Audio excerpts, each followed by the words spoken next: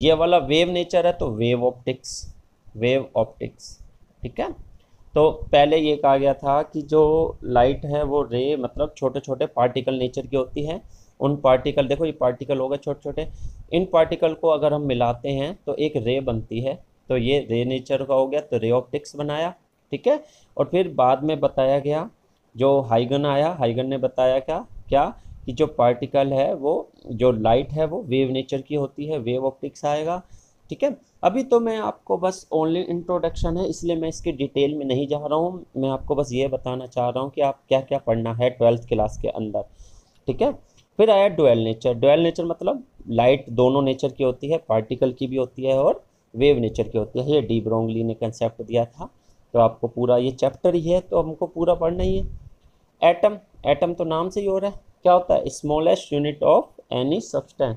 किसी भी मैटर की स्मॉलेस्ट यूनिट को हम एटम बोलते हैं, ठीक है। कि एटम इस पूरे चैप्टर में पढ़ना है। अभी तक तो आपने यही पढ़ा होगा क्या कि एक पूरा चैप्टर, इसके अंदर ये क्या होता है, एटम के अंदर न्यूक्लियस होता है, ठीक है। तो ये न्यूक्लियस वाला चैप्टर आ जाएगा आपके।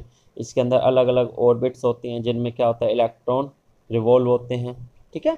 कहने का मतलब क्या है, कहने का मतलब यही है कि आप इन दो चैप्टरों में आप मैटर के अंदर डिटेल में जाओगे कि उनमें क्या क्या ऑर्बिट होती हैं। इलेक्ट्रॉन ऊपर वाले ऑर्बिट से अंदर आता है तो क्या होगा, अंदर से बाहर जाएगा तो क्या होगा, जब इलेक्ट्रॉन का ट्रांसफ़र होगा तो क्या होगा। तो ये चीज़ें आप बेसिकली वहाँ पे पढ़ोगे।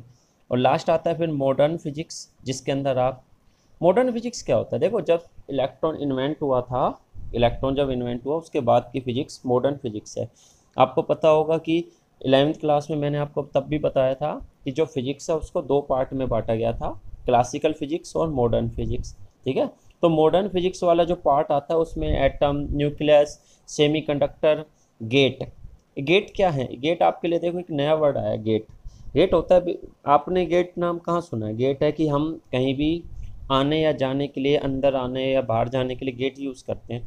ऐसे ही जब दो डिवाइस को जोड़ा जाता है, कंबाइन किया जाता है, तो उनमें सिग्नल के ट्रांसफ़र के लिए गेट यूज़ करते हैं। तो वो गेट ये यहाँ पर आप पढ़ोगे। तो कहने का मतलब ये है कि आप 12th क्लास में इन चीज़ों को डिटेल में पढ़ोगे।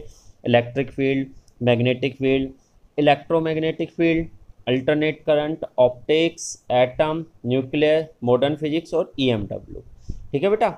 कोई दिक्कत हो, ये कुछ भी हो तो मेरे को बताना इसमें, ठीक है।